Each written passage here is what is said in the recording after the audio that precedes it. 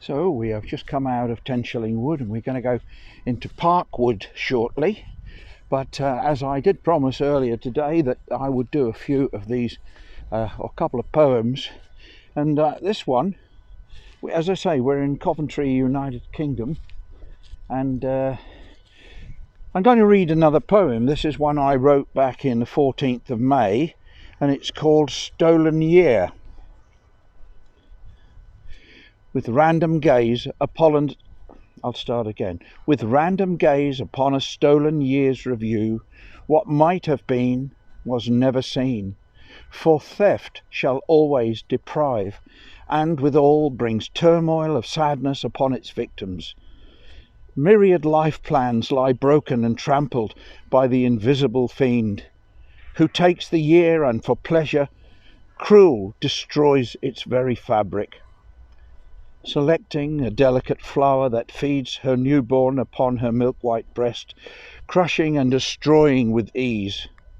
This devil unseen killer takes thousands on its track upon the earth, and now the slumbering planet is aroused and seeks revenge with angered urgency.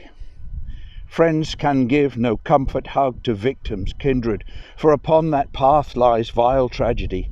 Thus siblings can only watch as parent is taken and can no comfort give. The medics whose labour of love upon a battle scene makes many a brave colleague a casualty, taking them to sullen earth, but still so many fight on to quell the enemy's strike upon humanity. May be a stolen year, but none shall rest ere this foe is bended low and broken in totality. Then shall history tell the tale of the brave who fought, and the skirmish wild that was overcome by nights of research. Thus tranquil earth the victory won, gratefully remembering its fallen thousands. So, I've done a few regarding COVID, and we've just done 2 this morning, so if you like them, it would be wonderful if you made a comment regarding them, or if you would prefer that I didn't do them. I don't know. It's entirely up to you. We all have different views about poetry, don't we?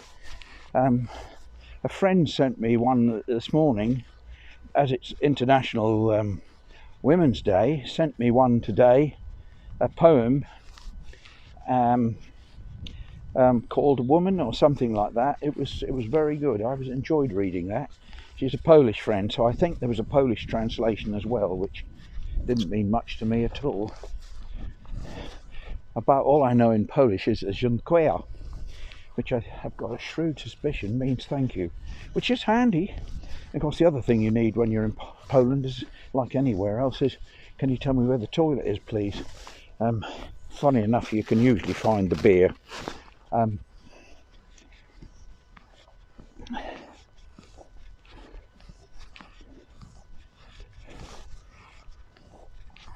We're going to go back a slightly different way. I say we, I mean you, as presently. Yes, I can't say anything. What could I say? Oh dear, dear, dear. Look at it. Like a pegging racetrack. Stop it, David. You hadn't said enough in the last one. No, it's all been said.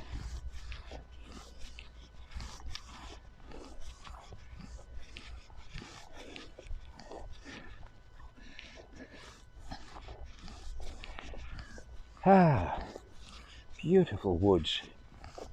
Can't wait for them to green. They're not doing too bad. It's the beginnings of green in places.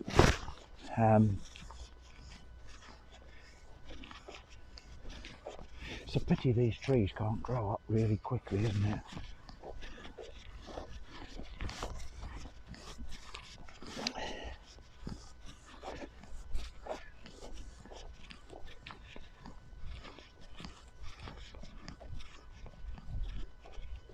Big tree has gone into there to block that.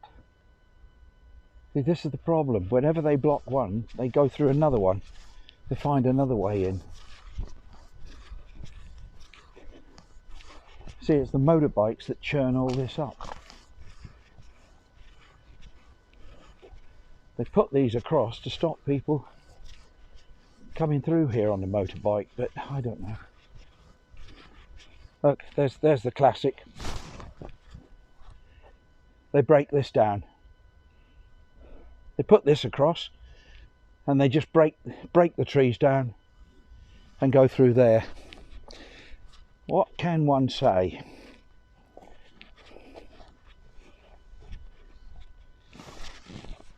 Oh, yeah, they've even put this here to stop them coming round, and they just go round there.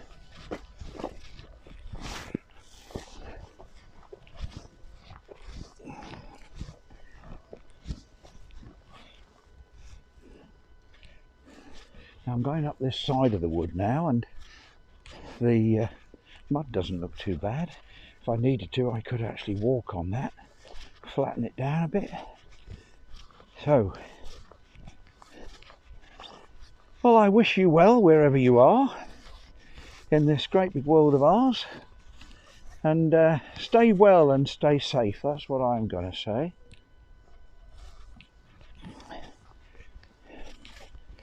It's afternoon here in the UK, and I need to chat with our friend Raj. So when this one finishes, I'm going to have a little chat with our dear friend Raj, who lives in Gurgaon in Delhi in India. And boy, did she feed us some fabulous food when we were there in 2019. Some fabulous food we had. And I rang this morning and her son informed me that Mama is sleeping. So that didn't work out so well. So I shall call her when this one is finished and we'll have a chat. My wife and I call her every day. It's a strange name, calling somebody every day, I know, but we do call her every day. And it's lovely to have a chat and how things are going over there, what the temperature is, and how they're doing. We made some very, very good friends when we were over in India, and boy, are they generous people. They really are.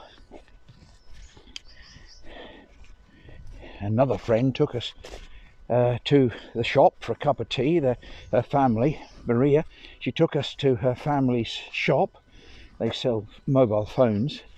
And next thing we knew, we got invited home, and we had dinner with the family. Her relatives invited us in, and they said we could stay overnight. But of course, we'd got a hotel room already booked, so we didn't need to. But so generous. That was just so lovely. And you have to speak as you find, and that was what I'd found, that people were very friendly and very generous. I'm having a wonderful time here in the woods, avoiding the mud. Mud, mud, glorious mud. Nothing quite like it for cooling the blood. Now, there's a way through here. I can do this. Yeah, I can. I'll go around this way. There we are. That's the way through that. Oh, that was simple. It just shows, if you just stare at the problem, there's the problem, the mud, and you can't get through, there's a fence. If you just stare at the problem, you won't see the solutions. Stop staring, and again, you do as you please. This is just my ideas. Stop staring at the problem and look at the solution. That's but the problems often become, oh, I can't resolve it. Well, I didn't resolve that problem, I got around it. And there are problems that can't be resolved, let's be honest. Then we have to take another track.